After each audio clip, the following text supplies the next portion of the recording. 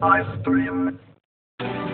फतवा मांग लें, पूछ सकते हैं इसको क्लियर करके, इसके सही तर्जुमे के साथ कि भाई ये तर्जुमा बनता है, ये डिक्शनरी है, इन्होंने ये कहा है, इन्होंने ये कहा है, इन्होंने ये कहा है, और अगर वो जवाब आ जाता है तो हम किसी को, मैं समझता हूँ हिंदुस्तान में किसी मुसलमान को इस पर कोई इतराज। देखिए, जो आज के जमाने के जो नौजवान जिसको देखते हैं, ए.आर. रहमान ने जिस तरह से वंदे मातरम को गाया, उन्होंने इसको नाम दिया माँ तुझे सलाम।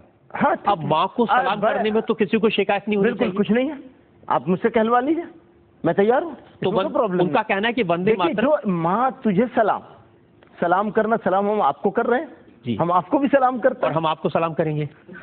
बहुत बहुत शुक्रिया। अब यही मतलब अच्छी तरह समझ लीजिए, सलाम माँ तो करेंगे, मतलब लेकिन जिस माँ ने पैदा किया है उसको सलाम करेंगे 100 मरतबा, लाख मरतबा, लेकिन उसकी इबादत नहीं करेंगे। ये टेक्निकल प्रॉब्लम है। देखिए शाहिद भाई, इसका प्रॉब्लम नहीं है मौलाना, इसका मतलब है ही नहीं इबादत। भाई शाहिद भाई, इसमें फिर एतराज खत्म हो गया ना। मैं आपसे कह रहा हूँ कि आप इसी तरह से सवाल मुरतब करके भेज दीजिए दारुल इफ्ता से, आपके मतलब आपके इस सवाल, अगर ये इससे मुतमईन हो गए, वो बिल्कुल भेज दूंगा, ये तर्जुमा सही है, मैं तो खत्म हो जाएगा। कल ही भेज दूंगा, दारुल को फैक्स कर दूंगा इस ट्रांसलेशन के साथ, डिक्शनरी के साथ। बहुत शुक्रिया, बहुत बहुत शुक्रिया।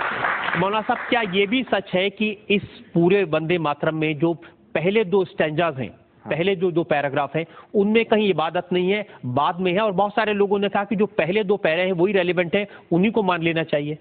देखिए, ये इसके ऊपर बहुत डिबेट हुई है, बहुत सारी बहसें हुई हैं, और हमारे यहाँ ये पहले 2 वही वंदे से ही होता है। बात जो शाहिद भाई ने कही है वो बिल्कुल एकदम टू द पॉइंट है कि बात वो पहले 2, बाद वालों में तो बहुत सारे, शाहिद भाई भी कहेंगे दुर्गा की पूजा का है, वो सब हटा दिया जाए, वो सब हटा दिया जाए, वंदना पे रह जाता है। तो वंदना के क्या माने हैं, ये इसको अगर सब इसके ऊपर डिबेट होकर के वो हो जाए तो क्या इतराज हो रहे हैं? अब शंकराचार्य जी तो कह रहे हैं कि अगर जो वंदे मातरम नहीं कहेंगे वो देशद्रोही हैं।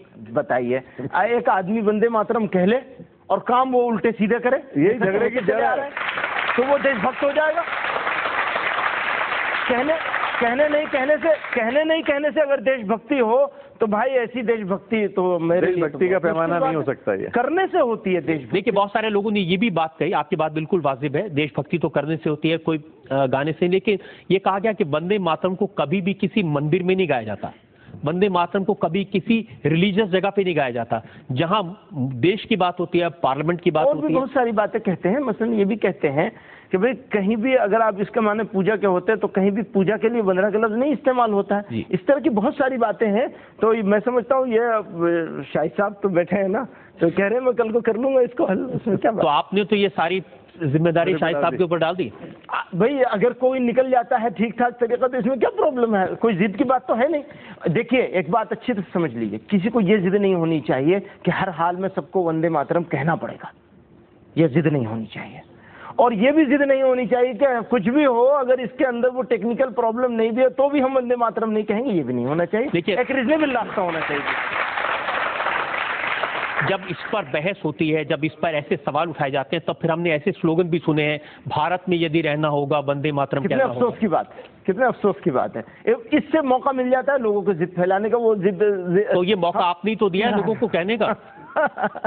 आप कह रहे हैं, लेकिन वो ऐसी सिचुएशन थी कि उसमें लोगों के सामने क्लियर करना जरूरी था। अब हमने देखा कि उद्धव ठाकरे ने कहा कि जो लोग वंदे मातरम नहीं गाना चाहते वो पाकिस्तान चले जाएं। भाई उद्धव ठाकरे साहब की क्या बात आप कर रहे हैं? बोले वो भी चला कर रहे हैं आप, वो तो पता नहीं क्या क्या करते रहते हैं, अब सारी चीजों को उनके पीछे लेके घूमते रहेंगे, कैसे होगा? नहीं, मैं ये कह रहा हूँ कि जब आप इस तरह के इश्यूज सामने लाते हैं तो हम नहीं लाते हैं, ना हम लाते हैं, न कभी लाए हैं। देखिए, हमारा तो ये इतिहास रहा है जिसकी तरफ इन्होंने कुछ इशारा भी किया कि धर्म के आधार पर हम लोगों ने स्टेट बनाने की, देश बनाने की मुखालिफत की, और टू नेशन थ्योरी को जैसा जमीयतुल उलमा ने अपोज किया वैसा तो किसी ने नहीं, कोई ऑर्गेनाइजेशन थी नहीं इसमें कोई शक नहीं है कि जमीयतुल उलमा ने, आप लोगों ने टू नेशन थ्योरी को अपोज किया, आपने देशभक्ति का प्रचार किया, आपने देशभक्ति का साथ दिया, आपने हिंदुस्तान के लिए बहुत सेक्रीफाइसेस, इसमें कोई शक नहीं, ये आपका इतिहास है, इसको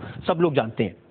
इसीलिए मैं कह रहा हूं, जब आपकी इजलास हो, आपकी इतनी बड़ी कन्वेंशन हो और देवबंद में, उसमें इस चीज का सवाल उठाएं, इस चीज पर रेजोल्यूशन पास करें। आप गाइए, हमें कोई ऑब्जेक्शन नहीं, आप गाइए, हमें कोई ऑब्जेक्शन नहीं, सब लोग सब मिलकर गाएं।